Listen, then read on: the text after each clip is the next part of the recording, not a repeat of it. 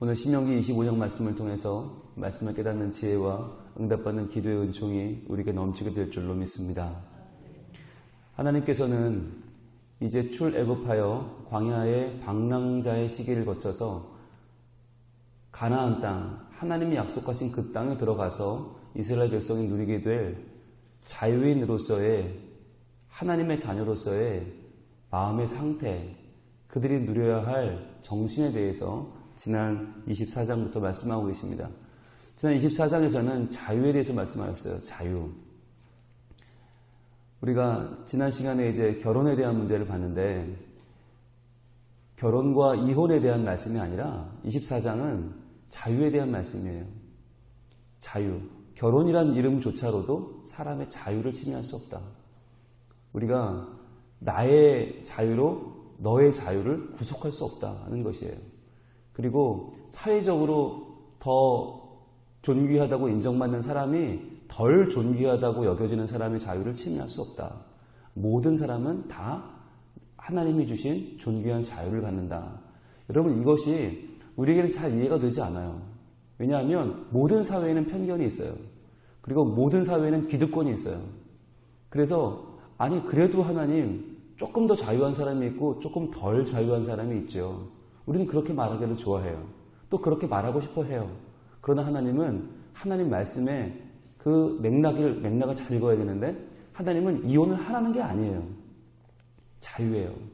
그 마음의 자유만큼은 누구도 구속할 수 없다. 그 사람의 자유와 그 사람의 선택을 존중해야 한다는 말씀을 하고 계십니다. 그 말씀이 이어져서 오늘 25장에는 평등에 대해서 말씀하십니다. 평등. 여러분, 자유만 가지고 있으면 이게 온전한 사회가 이루어지질 않습니다. 그 자유를 모두가 각자 그 있는 자리에서 아름답게 펼쳐나갈 수 있는 평등이 필요한데, 우리가 평등에 대한 오해가 있어요. 평등을 우리는 공평이라고 생각을 합니다. 공평이란 모든 사람이 똑같아야 된다라고 생각을 하는 거예요. 근데 여러분, 모든 사람이 똑같은 게 과연 평등이고 공평일까요? 그렇지 않습니다. 고3짜리 가장 잘 먹는 아이와 3살짜리 밥 투정하는 아이를 똑같은 간식을 주면서 공평이라고 말하면 안 되는 거예요. 3살짜리는 닭, 날개, 살 한 입만 먹으면 배가 불러요. 근데 고3짜리는 1인 1닭이에요. 한 마리를 먹어요. 그런 아이들에게 똑같은 걸 주면서 공평이다, 평등이라고 말하면 안 되는 거예요. 근데 교회 안에는 그런 오해가 있어요. 모든 사람은 똑같아야 된다. 모든 사람은 공평해야 된다. 그런데 과연 하나님의 공평, 하나님의 평등이 무엇인지 한번 보겠습니다. 오늘 25장 1절입니다.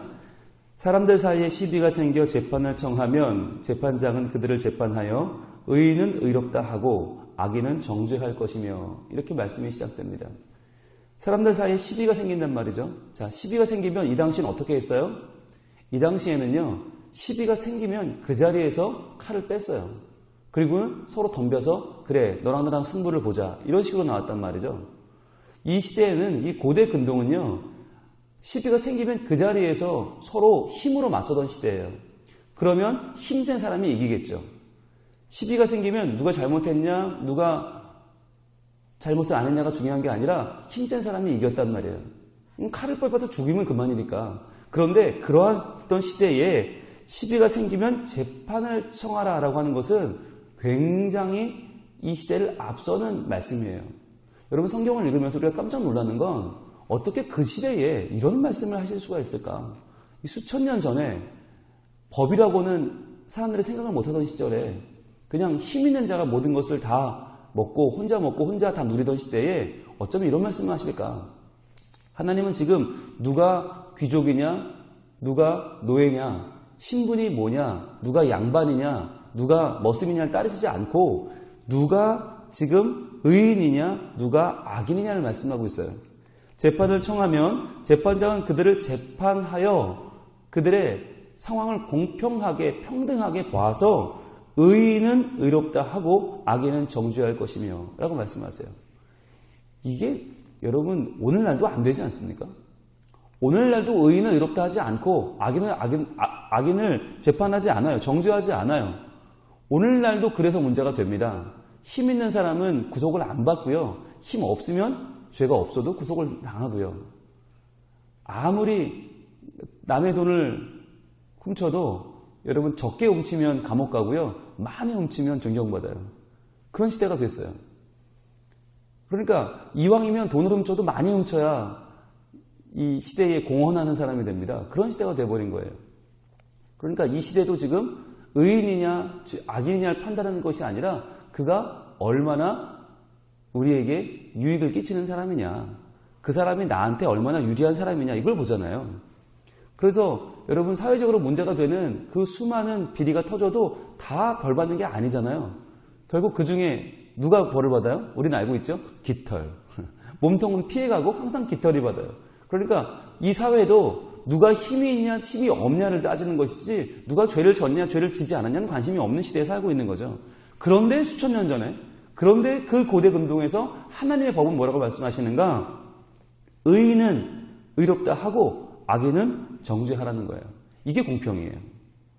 공평이란, 평등이란 죄 지었으면 벌받고 죄 안 지었으면 그는 존경받고, 그것이 하나님의 공평이고 하나님의 평등인 거예요. 이것이 교회 안에서 사라지고 있어요. 그래서 교회 안에서 누구든 다 어야어야 해주고 누구든 다 좋게 넘어가고 누구든 다 덮고 넘어가고 그냥 은혜롭게 넘어가는 게 좋은 것처럼, 그것이 평등인 것처럼 공평인 것처럼 오해하는 시대가 되고 있어요. 여러분, 이것이 얼마나 무서운 일입니까? 상처가 있는데 그 상처를 치료하지 않고 그냥 덮고 가요. 그러니까 어떻게 돼요? 곪는 거죠. 곪다가 언젠가는 터지죠. 제가 군대에 있을 때 의무병이었습니다. 의무병들은 병사들을 치료하는 역할을 하거든요. 그런데 치료하다 보면 정말 황당한 경우가 너무 많아요.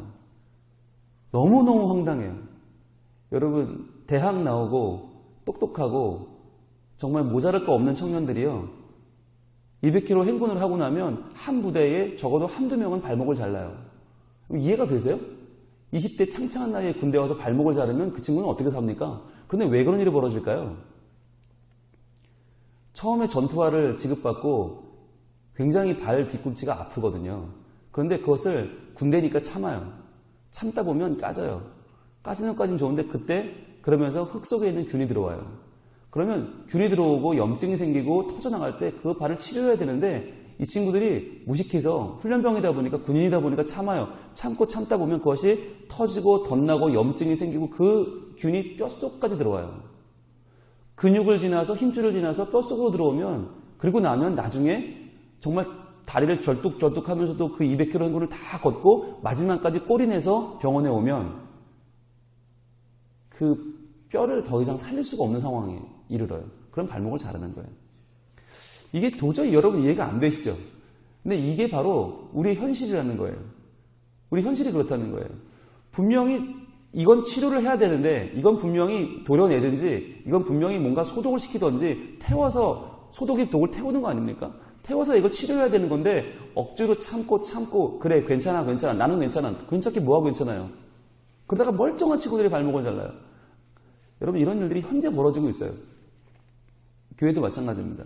교회 안에 문제가 생기면 교회 안에 그 문제를 그냥 이거 좋은 게 좋은 거야가 아니라, 과연 하나님 말씀은 뭐라고 말씀하시나, 과연 우리 공동체에는 무엇이, 이것이 어떻게 치료해야 되는 건가, 그때부터 기도를 하면서 그 문제를 해결해야 되는데 그러지 않고 그냥 넘어가요. 그러면 세상에서는 힘 있는 자가 이기잖아요. 그럼 교회 안에서는 누가 이깁니까? 문제가 생기면 누가 이기죠? 네, 영적으로 보이는 자들이 이겨요. 희한하게 교회는 기도하는 것처럼 보이는 사람들이 이겨요. 그러니까 기도하는 분의 말을 못 이겨요. 참 신기하죠? 그러니까 잘못했냐 잘했냐가 중요한 게 아니라 누가 더 영적으로 보이느냐가 중요한 거예요.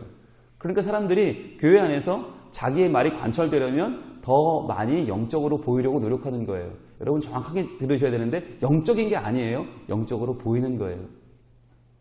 그래서 잘못한 사람이 지는 게 아니에요. 더 영적으로 안 보이는 사람이 져요. 그러니까 그 교회가 그렇게 흐르면 공평하지 않은 거예요. 평등하지 않은 거예요. 하나님 말씀 분명히 말씀하세요. 의인은 의롭다고 해라. 악인은 정죄해라. 그가 힘이 있든 힘이 없든 영적으로 보이든 그렇지 않든. 그러니까 평소에 교회 잘 나오고 예배 잘 나오고 헌금 많이 하고 중책을 감당하면 그 사람은 잘못해도 괜찮고 교회 잘 안 나오고 헌금 잘 안 하고 봉사 잘 안 하면 그가 말하는 건 들어줄 필요가 없고 이렇게 생각하는 교회가 너무 많다는 거예요. 그러다 보니까 교회가 몇 사람의 의견대로 흘러가고 그 몇 사람의 의견만 존중받는 교회가 너무 많아요. 그래서 교회에서 상처받은 사람들이란 말이 오늘날 너무나 자연스러운 말이 됐어요. 근데 이게 여러분 자연스러운 말이 아니에요. 이런 말이 생기면 안 돼요. 교회는 하나님의 집이고 하나님의 공동체인데 왜 교회에서 상처받는 사람이 생깁니까? 이건 말이 안 되는 말인데 이게 너무 많아요. 오늘날 교회에서 상처받은 사람들만 모이는 교회가 또 있대요. 비정상이죠. 비정상이에요. 교회는 상처받으면 안 돼요. 그러니까 왜 상처받으면 안 되나? 교회가 악인은 정죄하고 의인은 의롭다 하면 상처받을 일이 없어요. 오늘 말씀 보세요. 2절입니다. 악인에게 태형이 합당하면 재판장은 그를 엎드리게 하고 그 앞에서 그의 죄에 따라 수를 맞추어 때리게 하라. 자, 악인을 그 자리에서 바로 처벌하라는 이거예요. 그러니까 미루지도 말고 이거는 다음에 또 한 번 검토, 이거 없고 그 자리에서 그 악인이라고 지금 규정되면 바로 때려라 라고 하는 거죠. 여러분, 이 때리는 게 굉장히 효과적입니다. 여러분, 오늘날에는 뭘로 처벌하죠? 일단은 경고를 하죠. 그리고 그 경고보다 좀 높은 수준인 벌금을 내죠. 벌금을 내든지 그 이상 되면 구금을 하죠. 그런데요, 정말 하나님의 말씀이 옳아요. 여러분, 때로는 사람은 맞아야 돼요. 맞고 고쳐야 돼요. 아, 내가 정말 잘못했구나. 맞을 짓을 했구나. 고쳐야 되거든요. 근데 사람은 이 말씀을 우리는 싫어하죠. 왜냐하면 맞는 거 좋은 사람이 어디 있어요. 다들 그냥 좋게 넘어가길 원해요. 근데 그냥 좋게 넘어가다 보니까 어떻게 됐어요? 우리가 무엇이 의로운 것인지 무엇이 악한 것인지를 모르게 됐어요. 이젠 다 엉켜버렸어요. 무엇을 이제는 따지지 않아요. 누가 더 잘했는지 못했는지 따지지 않는 소위 덮고 넘어가는 은혜로운 교회에서는 모든 것이 다 문제가 생겼는데 그 문제를 누가 일으켰는지도 알 수 없고 누가 더 잘못했는지도 알 수 없고 그냥 다 잘못했다고 하자. 그리고는 다 문제가 없는 걸로 하자. 그리고 넘어가자. 그러니까 문제를 일으킨 사람도 당당하고 피해를 입은 사람도 말을 못해요. 그러니까 교회 안에 너도 나도 다 상처받은 사람뿐인 거예요. 자, 그러면 오늘 말씀하시는 때려라 라고 하는 것이 어떤 의미인가? 우리 잠언 말씀 한번 볼까요? 잠언 3장으로 가봅니다. 하나님 말씀 잠언 3장. 잠언은 인생의 지혜를 모은 지혜의 소 아닙니까? 과연 지혜의 소는 뭐라고 말씀하시나? 문제가 있을 때는 때리라고 왜 말씀하시나? 자, 3장 11절 12절입니다. 잠언 3장 11절 12절. 잠언 3장 11절 이렇게 말씀합니다. 내 아들아 여호와의 징계를 경히 여기지 말라. 그 꾸준함을 싫어하지 말라. 자, 하나님께서 징계하시는 것. 의인은, 이 징계란 말은 그거죠. 의인은 의인이라고 하고 악인은 때려라. 때려서라도 고쳐라 라고 하는 말씀이죠. 그 때려서라도 고치는 걸 굉장히 경히 여기지 말라. 이 말은 중요하게 여기란 말이죠. 그 꾸지람을 싫어하지 말라. 오늘날 꾸지람을 싫어해서 이 징계를 받기 싫어서 얼마나 많은 사람들이 비뚤어지고 있습니까? 거기에 대한 하나님의 정확한 말씀이죠. 그러면서 12절을 이렇게 말씀합니다. 대저 여호와께서 그 사랑하시는 자를 징계하시기를 마치 아비가 그 기뻐하는 아들을 징계함 같이 하시느니라. 그러니까 어찌 아비가 사랑하는 아들을, 기뻐하는 아들을 징계하지 않겠냐는 거예요. 사랑하니까 징계하는 거 아닙니까? 그냥 두면 계속해서 이런 버릇을 못 고치면 얘 이러다 망해요. 이러다 얘는 큰 힘을 못 대요. 그러니까 아버지가 눈물을 머금고 회초리를 드는 거 아닙니까? 그 마음으로 여호와께서도 그 사랑하시는 자를 징계하신단 말이죠. 그러니까 하나님 안에서 받는 징계는 왜 징계하는 거예요? 사랑하니까 징계하는 거예요. 그럼 오늘날의 교회의 징계는 왜 문제가 됩니까? 사랑이 없어서 문제인 거예요. 사랑하는 마음으로 징계하면 문제가 없는데 사랑하는 마음으로 징계를 받고 나면 그러면 회복이 되는데 그러면 그 사람이 다시 하나님 안에서 공동체, 믿음의 공동체 안에서 역할을 할 수 있는데 오늘날에는 사랑이 없이 정죄만 하니까 사이가 영영 멀어진다는 거죠. 그러니까 징계란 지혜롭게 해야 되는데 그 지혜는 뭐예요? 사랑이에요. 사랑하는 마음으로 징계해야 된다. 자, 그래서 잠언에서 말씀하시는 그 징계의 효용은 잠언 29장으로 또 갑니다. 29장 17절 잠언 29장 17절로 갑니다. 하나님의 징계가 얼마나 중요한 것이면 그 징계를 다시 한번 언급하는데 잠언 29장 17절 내 자식을 징계하라. 성경은 조금 더 분명하게 접근합니다. 내 자식을 징계하라. 그리하면 그가 너를 평안하게 하겠고 또 내 마음에 기쁨을 주리라. 바꿔 말하면 징계하지 않으면 어때요? 제 자식을 징계하지 않으면 우리를 평안하지 못하게 한다는 거죠. 그리고 우리 마음에 기쁨을 주지 않는다. 즉 우리 마음에 좋지 않은 마음을 준다는 거예요. 우리가 자녀들이 하는 대로 그냥 내버려 두다가 얼마나 많은 문제들을 겪었습니까? 그리고 나서 깨닫죠. 아, 그렇게 하지 말았어야 되는데 이미 늦었죠. 그런 마음이 얼마나 많아요. 저도 두 아이 키우면서 아이들이 하겠다고 하는 대로 내버려 두는 좋은 아빠 역할을 하다가 낭패당한 일이 한두 번이 아니에요. 그건 하지 말라고 했어야 해요. 그건 위험하다. 그건 안 하는 게 좋아 라고 했어야 되는데 애들이 싫어하니까 에이 아빠 좀 하면 안 돼요? 우리 아빠는 이상해. 우리 아빠는 너무 엄격해. 이렇게 나오면 저도 이상한 아빠 되기 싫어서 그래 그럼 하든가 라고 했다가 나중에 후회한 일이 너무 많아요. 그러니까 이것은 하나님의 징계도 마찬가지다.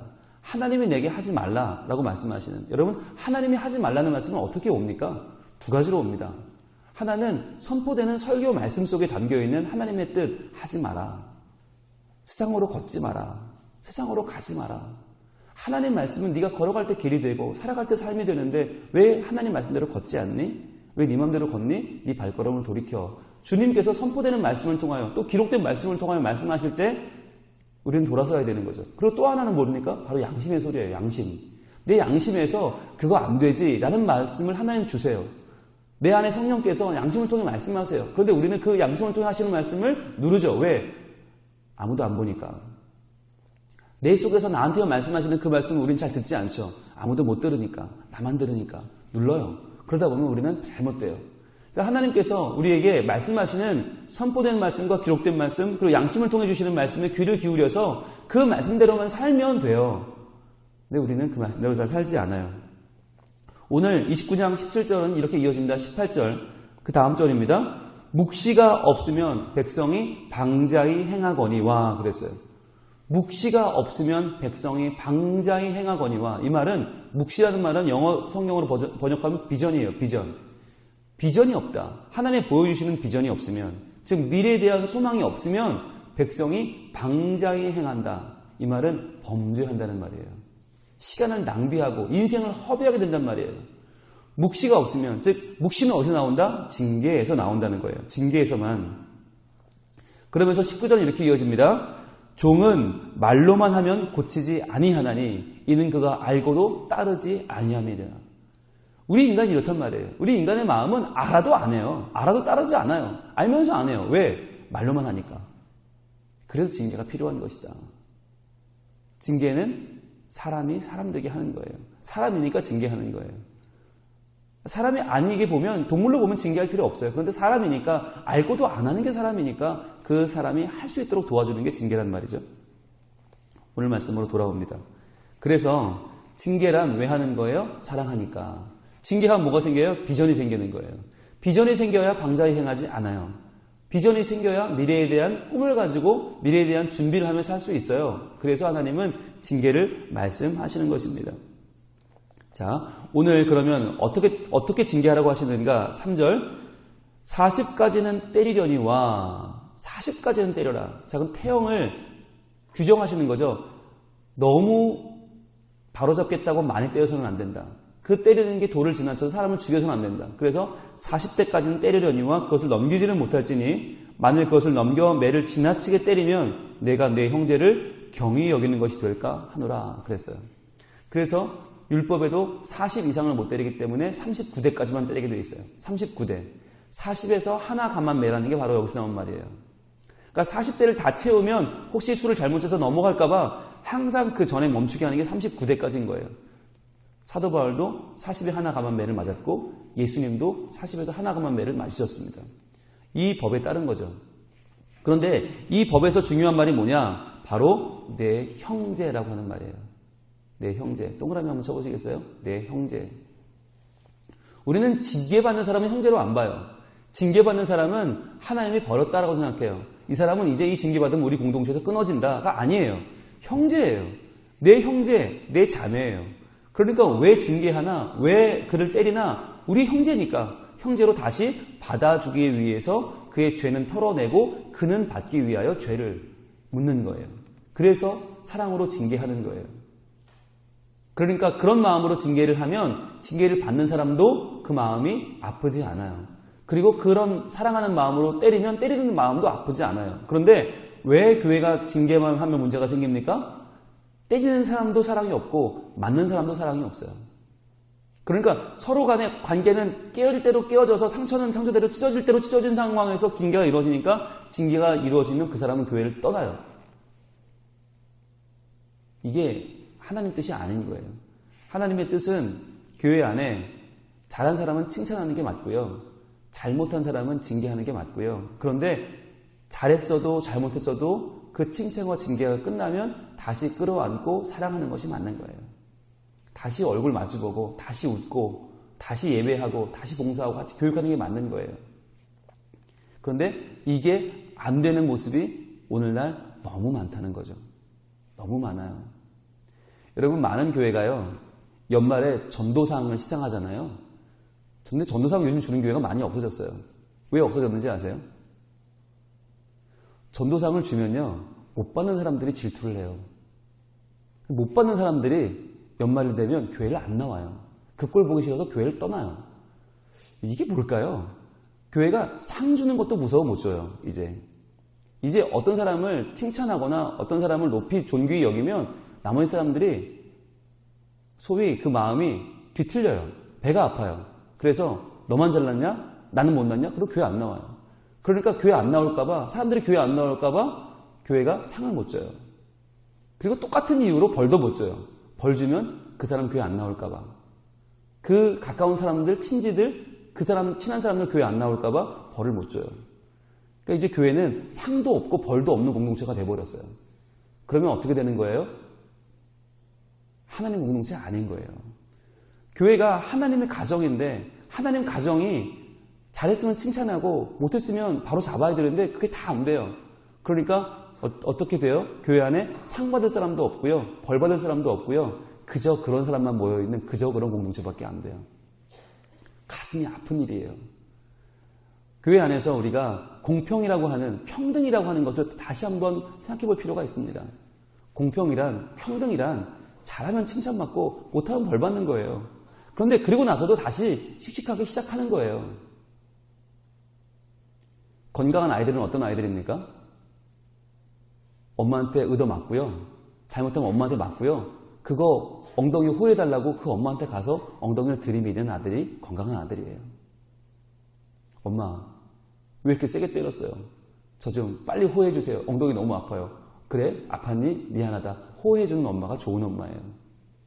그런데 오늘날 교회는 호해주는 엄마도 없고 아프다고 엉덩이를 들이미는 아들도 없어요. 맞으면 떠나요. 때릴 때 죽어라 때려요. 사랑이 없어요. 하나님 말씀은 그렇게 말씀하지 않습니다.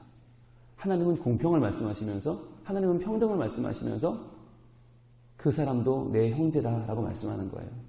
그러니까 칭찬받는 것도 형제고 얻어맞는 것도 형제예요. 그러니까 칭찬받았으면 같이 기뻐해 주는 게 맞고요. 징계를 받았으면 같이 아파해 주는 게 맞는 거예요. 그러면서 다시금 그 형제가 하나님 앞에 나올 수 있도록 도와주는 게 맞는 거예요.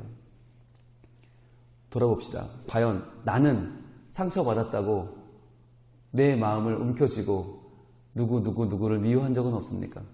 또는 내가 상처를 주어놓고 그 정도 가지고 그러느냐라고 하면서 쉽게 넘어간 적은 없습니까? 상처는 주지도 말고 받지도 말아야 합니다. 그러려면 칭찬할 것은 칭찬하고 징계할 것은 징계하는 공동체가 되어야 됩니다. 징계가 없으므로 망해가는 이 시대에 우리가 하나님 말씀 앞에 서서 정말 잘한 것, 잘못한 것 우리 앞에 내려놓고 우리에게 말씀하시는 하나님 앞에서, 그 말씀의 법 앞에서, 그리고 내게 말씀하시는 그 양심의 소리 앞에서 다시 한번 나를 돌아보고 다시 한번 나의 연약함을 고백하고 다시 한번 하나님께 내 삶을, 공평과 평등의 그 하나님께 내 삶을 다시 한번 내어드리면서 하나님 마음으로 내 마음을 무장하고 하루를 시작하는, 그리하여 하루를 또한 승리하며 믿음으로 살아가는 우리가 되기를 우리 하나님 원하고 계십니다. 기도하겠습니다. 하나님, 우리는 아직 미숙하여서 자유가 무엇인지도 평등이 무엇인지도 공평이 무엇인지도 잘 모릅니다. 그저 힘 있는 자가 이기고 목소리 큰 자가 이기고 뭔가 더 있어 보이는 자들이 이기는 시대에 살고 있습니다. 하나님, 그러나 이러한 때에도 우리 하나님의 법은 살아계셔서 주님의 법대로, 하나님의 율법대로, 하나님의 그 공의하신 뜻대로 저희의 삶을 인도하시는 주님을 찬양합니다. 하나님, 저희들 칭찬받는 자들이 되게 하여 주시옵소서. 주님, 하나님 앞에 칭찬받을 거리가 많아지게 하여 주시옵소서. 그래 우리가 수고하고 애쓰는 모든 일들이 진정 하나님 나라를 확장하는 일이요, 하나님을 기쁘시게 하는 일이요, 이웃과 행복을 나누는 일들이 되게 하여 주시옵소서.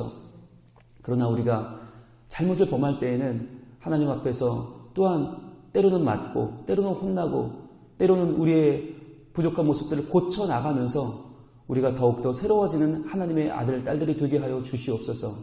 주여, 서로가 상처받지 않게 하시고 상처 주지 않게 하시고 이 모든 것들이 다 하나님의 뜻임을 믿고 저희들을 공평하게 평등하게 만나주시고 우리를 새롭게 하시고 하나님의 사람으로 빚어가시는 하나님의 손의 뜻임을 믿고 저희들 모두가 더 주님 뜻에 순종하며 순복하며 사랑하며 그 말씀을 따라 살아가는 우리 모두가 되게 하여 주시옵소서. 또한 우리가 정말 이 하나님 뜻대로 행했다면 하나님의 사랑으로, 그 사랑으로 더욱 안아주고 더 북돋아주고 더 하나님께로 인도해 오는 징계보다 더 큰 사랑도 우리 안에 있기를 원합니다. 하나님, 그 사랑을 허락해 주셔서 공평과 평등이 살아있는 숨쉬는 교회, 그런 하나님 나라, 하나님의 뜻대로 잘하면 칭찬받고 잘못했으면 혼나고 그리고 또 감사함을 얻고 다시 한번 회복되어 하나님의 사람으로 믿음 안에 살아가는 하나님의 자녀 삼아 주시옵소서. 오늘도 우리가 살아가는 우리의 삶 가운데 하나님의 말씀에 숨쉬기를 원하고 그 말씀대로 걷기를 원합니다. 주여, 이 아침에 우리의 간절한 소원을 주여 들어주시고 하나님의 뜻 안에서, 하나님의 말씀 안에서 온전히 우리를 하나님의 걷게 하여 주시고 온전히 우리의 기도에 응답하여 주시옵소서. 예수님 이름으로 기도합니다.